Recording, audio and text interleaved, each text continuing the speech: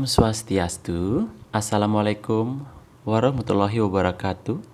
Salam, Namo Buddhaya, dan salam sejahtera untuk Bapak Ibu semua, adik-adik serta saudara dan kerabat sekalian di seluruh Nusantara.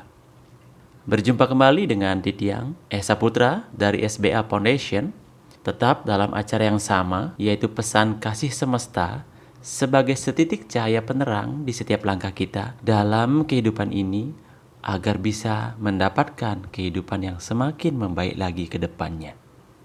Harapan saya, semoga kehadiran acara ini bisa lebih bermanfaat lagi, tidak hanya untuk kita yang sedang mendengarkan, melainkan juga untuk seisi kehidupan di jagat semesta ini.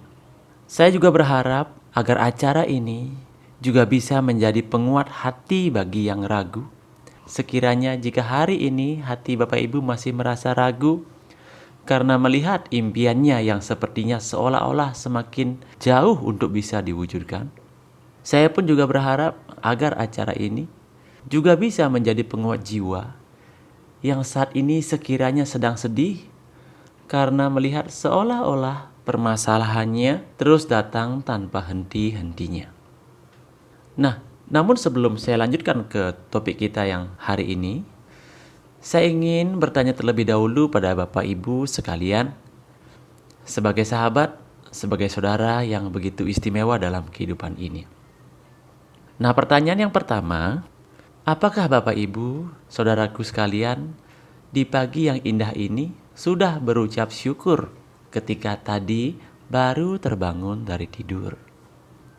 Saya ulangi, sudahkah Bapak Ibu ketika baru bangun dari tidur tadi menyampaikan rasa syukurnya pada Beliau, Tuhan Yang Maha Kuasa?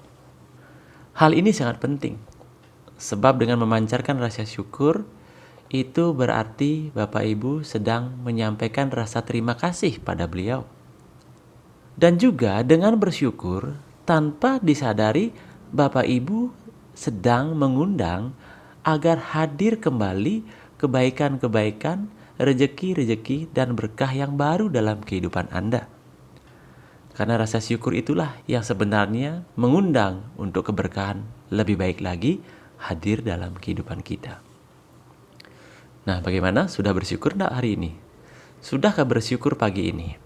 Nah, Bapak Ibu sendiri yang tahu jawabannya itu. Jika belum, ayo mulai bersyukur Bapak Ibu. Pertanyaan kedua, nah pagi ini sebelum Bapak Ibu beraktivitas, apakah sudah berdoa? Dityang ulangi lagi, sudahkah berdoa pagi ini Bapak Ibu sebelum Bapak Ibu mulai beraktivitas atau mulai bekerja? Sudah? Iya, saya anggap sudah. Tapi bagi yang belum, ayo mulai buat kebiasaan baru untuk berdoa sebelum beraktivitas. Doa sangat penting. Usaha juga penting. Tapi akan menjadi kekuatan yang sangat dahsyat jika Bapak Ibu bisa jalankan kedua-duanya, berdoa dan tetap berusaha. Nah, pertanyaan yang ketiga, apakah Bapak Ibu sudah memikirkan kira-kira perbuatan baik apa yang akan Bapak Ibu lakukan di hari ini? Saya ulangi lagi, apakah Bapak Ibu sudah berpikir kira-kira hari ini perbuatan baik apa yang akan Bapak Ibu lakukan? Jika sudah memikirkannya, tugas Bapak Ibu, ya tinggal melakukan saja di hari ini. Namun jika belum, tolong mulai berpikir. Mulai pikirkan apa yang harus Bapak Ibu lakukan hari ini agar bisa melakukan minimal satu kebaikan saja di hari ini. Nah, bagi para pendengar setia, bagi Bapak Ibu sekalian, saya anggap Anda sudah Anda sudah melakukan semua itu. Tapi sekali lagi, jika belum, maka mulai hari ini, mulailah lakukan kembali kebiasaan-kebiasaan yang baik yang tadi itu. Nah, sebelum dilanjutkan, teruntuk Bapak Ibu para pendengar setia yang sekiranya saat ini sedang duduk santai sambil mendengarkan suara saya, yang sekiranya lagi ngopi atau minum di pagi hari, saya ingin mengajak Bapak Ibu untuk berdoa bersama-sama. Boleh ya? Saya ingin mengajak Bapak Ibu sekalian, para pendengar setia di seluruh Nusantara yang saat ini sedang santai, sedang duduk, ayo kita berdoa bersama-sama. Bapak Ibu tinggal ikuti ya, apa yang saya ucapkan diikuti. Tapi ingat baik-baik, tidak sekedar hanya mengikuti apa yang saya ucapkan. Tetapi ketika Bapak Ibu berucap, juga harus dibarengi dengan perasaan yang sama, dengan pikiran yang searah, sesuai dengan apa yang Bapak Ibu ucapkan itu. Oke, siap-siap dulu. Nah, Bapak Ibu sekalian, sebelum lanjut, mari tarik napas dulu. Tarik napas pelan-pelan dari hidung. Tahan sebentar. Hembuskan perlahan. Tarik napas dari hidung, simpan di perut. Tahan. Hembuskan. Lagi sekali, tarik napas dari hidung. Tahan di perut. Hembuskan. Nah, saya yakin Bapak Ibu pasti merasa lebih segar di pagi ini, ya. Rupanya penting sekali Bapak Ibu memperhatikan pola pernapasan di pagi hari. Nah, setelah itu, mari ikuti apa yang saya ucapkan. Ya Tuhan, terima kasih atas segala karunia yang telah Engkau curahkan pada kami. Terima kasih atas segala tuntunan dan nikmat yang selalu Engkau karuniakan pada kami sekeluarga. Tuhan, kami memohon ampunan atas segala kesalahan dan segala dosa yang telah kami lakukan selama ini. Mohon ampuni kami. Selama ini kami terlalu sombong menjadi manusia. Selama ini kami kurang peduli pada sesama. Mohon ampuni hamba, Tuhan. Tuhan, di pagi yang indah ini, kami sangat bersyukur yang sedalam-dalamnya, karena masih Engkau izinkan untuk bisa membuka mata kembali, melihat indahnya dunia ini. Karena masih Engkau izinkan untuk menghirup udara yang segar ini secara cuma-cuma. Terima kasih Tuhan. Tuhan, di pagi yang indah ini, kami memohon izin. Kami memohon karunia-Mu. Mohon sembuhkanlah mereka yang sedang sakit. Mohon pulihkanlah kehidupan mereka semuanya. Mohon bukakanlah pintu rezeki dan nikmat untuk semua makhluk di dunia ini. Mohon tuntun kami bersama-sama. Tuhan, tuntunlah perjalanan hidup kami,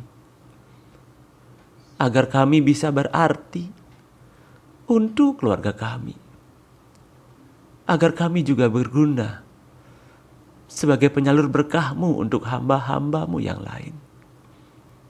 Tuhan, mohon bimbinglah, tuntunlah kami. Jadikanlah kami manusia-manusia yang langka, yang senantiasa selalu bisa bersyukur, selalu berarti, dan berguna dalam hidup ini. Suah. Amin. Oke, Bapak Ibu, bagaimana perasaannya setelah melakukan doa singkat yang barusan? Saya yakin Bapak Ibu pasti bisa mendapatkan hati yang lebih segar, suasana yang lebih menyejukkan sekarang. Padahal itu kita baru berdoa beberapa bait saja. Nah, bagaimana kalau Bapak Ibu bisa melakukan sesering mungkin? Bagaimana kalau Bapak Ibu bisa melakukan secara rutin setiap hari? Tentu Bapak Ibu akan mendapatkan rasa yang lebih baik lagi dan anugerah yang lebih banyak lagi dari sebelumnya. Nah, Bapak Ibu, para pendengar setia Radio Nuansa Giri yang diberkati, materi kita hari ini temanya sangat menarik karena ini berkaitan dengan keberkahan dalam hidup kita. Temanya berjudul bagaimana caranya agar bisa mendapatkan solusi dari setiap permasalahan dalam hidup ini. Titiang ulangi lagi, Jadi tema yaitu adalah bagaimana caranya agar bisa mendapatkan solusi dari setiap permasalahan yang sedang dialami dalam hidup ini. Nah, Bapak Ibu Saudaraku yang diberkati Tuhan, perlu dipahami yang namanya hidup sudah pasti selalu ada permasalahan yang harus dihadapi. Sebab permasalahan inilah yang menjadi proses dalam kehidupan kita, yang mengarahkan kita untuk selalu bisa bertumbuh, berbenah ke arah yang lebih baik lagi. Sebagai contoh kecil saja, ketika Bapak Ibu, ketika saya, ketika kita semuanya belajar di bangku tingkat sekolah dasar. Nah, sebagai murid kita merasa ada masalah saat itu. Yang menjadi masalah karena kita belum bisa membaca dan berhitung dengan baik. Nah, tentunya saat pertama kali kita belajar, kita merasa sangat berat untuk bisa membaca atau sekedar untuk bisa berhitung. Kita malah merasa tidak mampu melakukan semua itu karena kita menganggap itu adalah permasalahan baru dalam kehidupan kita. Kita merasa tidak bisa, kita merasa tidak sanggup, bahkan kita hampir-hampir menyerah untuk mulai belajar saat itu. Tetapi betapa baik dan istimewanya guru kita. Beliau selalu mengajarkan kita dengan sabarnya. Orang tua kita pun selalu mengarahkan, membimbing kita dengan begitu sabarnya. Mereka selalu menuntun kita perlahan-lahan, setahap demi setahap, hingga akhirnya kita bisa lancar dalam membaca dan berhitung. Nah, setelah kita bisa lancar membaca dan berhitung, sekarang akhirnya kita menjadi bisa. Dan setelah bisa, kira-kira siapa yang paling merasakan manfaatnya? Kira-kira siapa yang paling diuntungkan? Jawabannya pasti kita. Pasti Bapak Ibu, pasti saya, kita semualah yang diuntungkan. Karena mau belajar, mau dituntun, yang akhirnya menyebabkan kita bisa. Nah, andai saja saat itu kita menyerah dalam belajar. Andai saja saat itu kita melawan anjuran dari orang tua kita, melawan saran dari guru kita, maka hari ini kita tidak akan bisa membaca dan menulis. Akhirnya kita yang merasa tertinggal, kita yang merasa dirugikan karena tidak bisa membaca dan menulis itu. Nah, begitupun dengan kehidupan ini.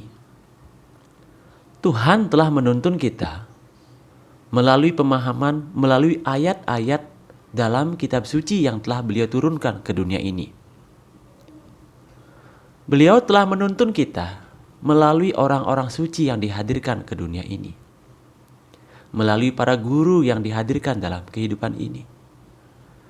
Jika kita mau rendah hati, mendengarkan tuntunan, mengikuti petunjuk-petunjuk beliau, maka percayalah Bapak Ibu, segala persoalan hidup Anda di dunia ini pasti terselesaikan. Kenapa demikian? Karena apapun persoalan hidup Bapak Ibu, sesungguhnya semua itu jawabannya dan solusinya sudah ada dalam kitab suci Bapak Ibu masing-masing. Cobalah mulai membacanya, cobalah mulai lebih banyak mendengarkan, dan praktekkanlah semua itu Bapak Ibu.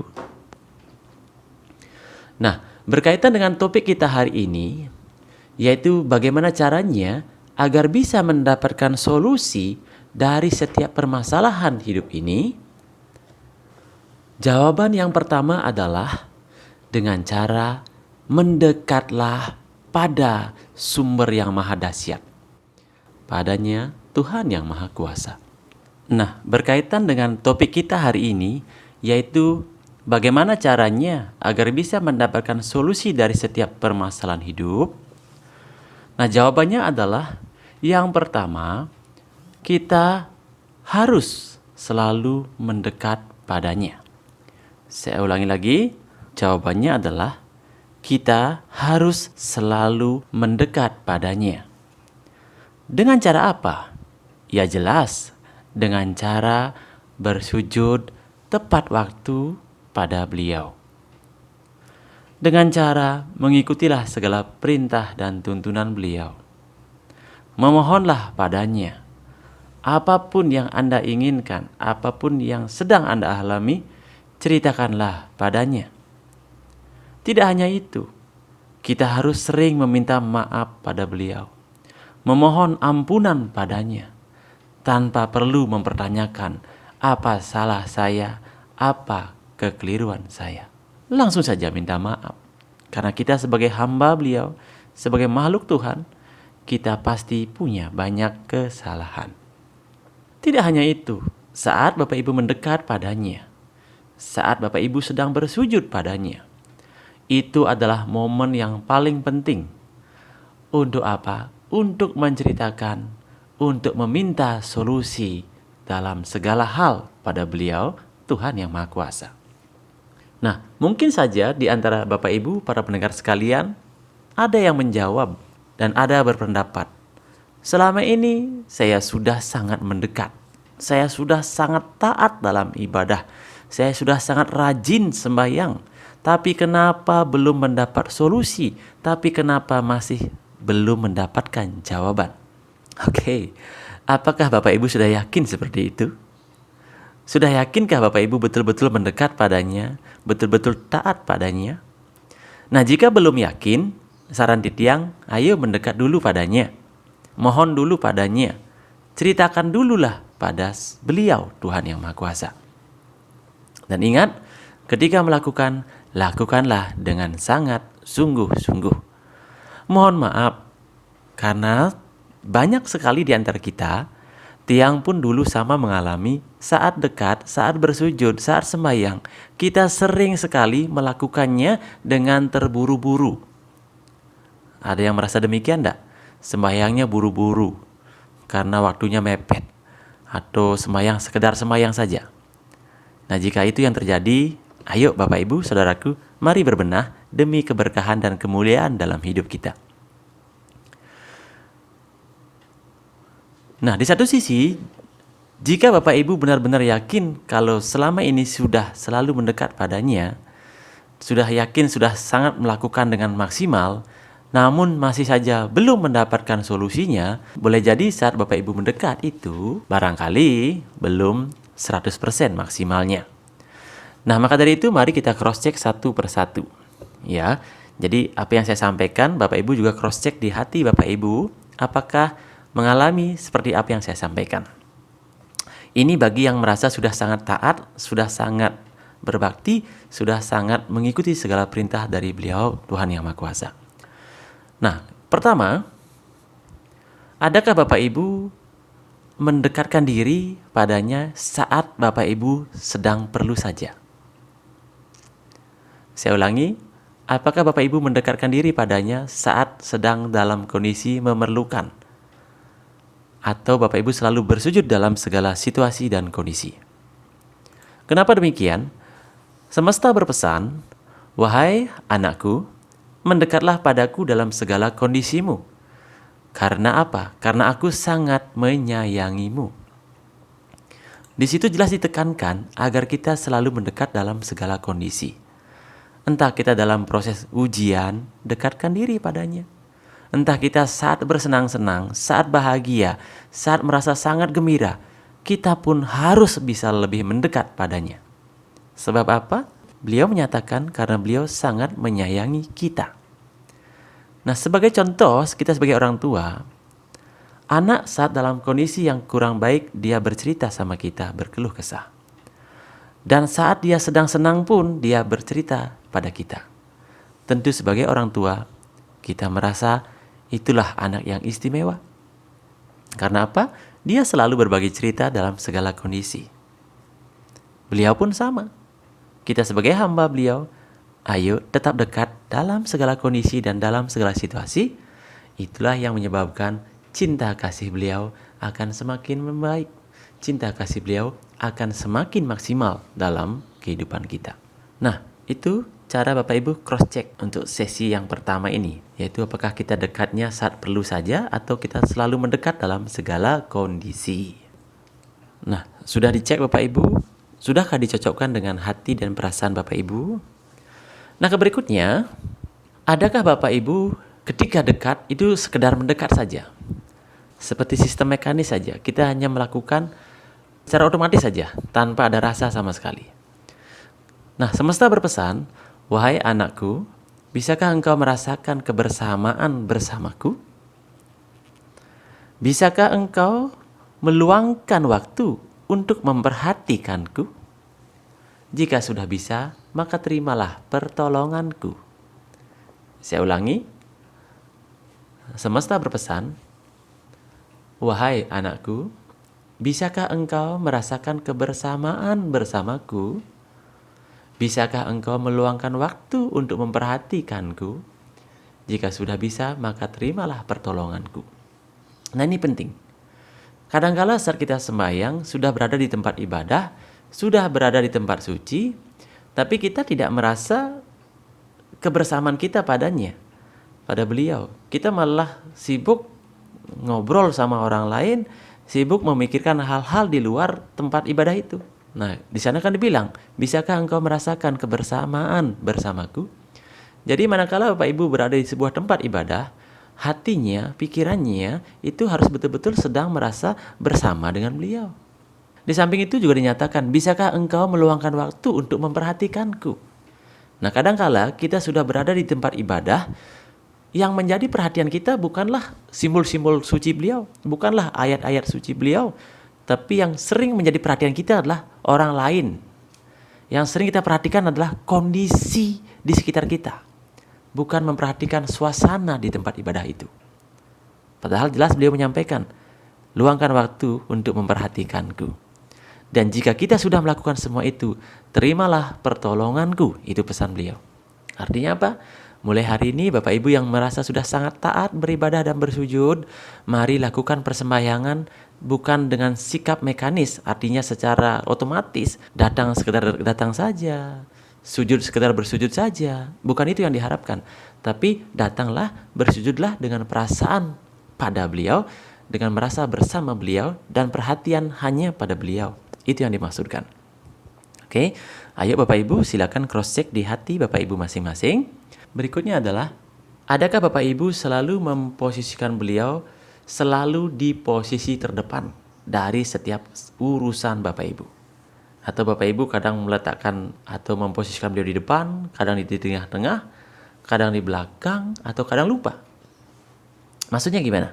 Gini, sebelum Bapak Ibu melakukan sebuah usaha, sebelum mengambil sebuah keputusan, sangat baik dan sangat tepat jika Bapak Ibu selalu menyampaikan padanya, mohon petunjuk padanya, mohon tuntunan padanya. Itu yang dimaksudkan selalu memposisikan beliau di depan. Sebelum kita mengambil sebuah peluang, sebelum kita berbisnis, pastikan kita sudah menyampaikan terlebih dahulu padanya. Sebelum kita menyampaikan pada manusia di kehidupan ini. Jadi jelas Pak Ibu ya, posisikanlah beliau selalu di depan. Agar apa? Agar keputusan yang Anda ambil itu keputusan yang tepat, keputusan yang berguna untuk kehidupan ini. Ya, silakan cross check masing-masing. Adakah Bapak Ibu, saudaraku, para pendengar sekalian sudah memposisikan beliau di urutan terdepan dalam segala hal, dalam setiap urusan dan dalam setiap keputusan? Oke, silakan ditanyakan dulu. Nah, kalau sudah, berikutnya, adakah Bapak Ibu sudah bersikap sabar sejati? Maksudnya bagaimana? Begini. Kadangkala ketika kita sudah melakukan sebuah kebaikan, kadangkala ketika sudah taat dalam beribadah, ketika belum mendapatkan jawaban, ketika belum mendapatkan solusi, banyak di antara kita malah mengeluhkan kebaikan yang telah kita lakukan itu. Contoh, mungkin saja Bapak Ibu pernah berucap, "Saya sudah beribadah, saya sudah berbuat baik, saya sudah berdoa, saya sudah taat sembahyang, tapi kenapa kok nggak dapat balasan? Kenapa kok nggak dapat solusi? Kenapa kok masih ada datang permasalahan-permasalahan baru?" Nah, ketika kita berucap seperti itu sama halnya kita sedang mengeluhkan, kita sedang protes, kita sedang tidak sabaran. menunggu karunia dan kebaikan-kebaikan dari beliau. Nah, ketika itu kita lakukan, maka segala amal baik kita itu akan sia-sia Bapak Ibu. Karena apa? Karena akan dipakai untuk menggantikan dosa kita yang baru, yaitu dosa yang selalu mengeluh dalam kondisi dan situasi yang belum diinginkan.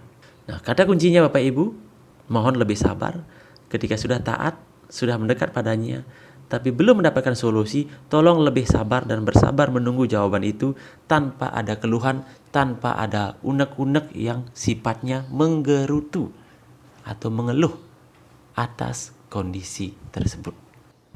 Nah, saudaraku, coba di cross check kembali. Sudahkah melakukan semua itu dengan maksimal? Jika belum, ayo berbenah kembali. Saya juga sebagai manusia biasa, kadang keliru, kadang melakukan kesalahan. Tapi saya selalu berusaha untuk melihat kembali, menyocokkan kembali sesuai dengan checklist panduan-panduan kehidupan yang sudah saya terima. Nah, saudaraku, setelah itu dilakukan, tugas yang berikutnya adalah teruslah melakukannya dengan konsisten dan sungguh-sungguh. Percayalah Bapak Ibu, percayalah saudaraku, pertolongan beliau itu nyata adanya. Pertolongan beliau itu akan hadir tepat pada waktunya saat Bapak Ibu betul-betul sudah sangat memerlukannya. Tugas kita, lakukan secara konsisten. Nah, itu berkaitan dengan jawaban pertama, yaitu dengan cara mendekat dan selalu mendekat padanya, dan selalu perhatikan Bapak Ibu harus dekat dalam segala kondisi, harus dekatnya sungguh-sungguh, dan selalu memposisikan beliau di depan dari segala urusan kita, serta bersabar dalam menunggu jawaban beliau. Itu cara yang pertama. Cara yang kedua adalah dengan mengamalkan semua tuntunan beliau yang sudah tertulis dalam kitab suci Bapak Ibu masing-masing. Saya ulangi, amalkanlah semua tuntunan, semua arahan, semua petunjuk, semua nasihat, dan semua ayat yang tercantum dalam kitab suci Bapak Ibu masing-masing. Mulailah membacanya dengan sungguh-sungguh, mulailah mengamalkan petunjuk itu, dan lakukanlah secara konsisten. Maka Bapak Ibu, saya yakin, seyakin-yakinnya, Bapak Ibu akan mendapatkan pertolongan yang maha dahsyat dari beliau.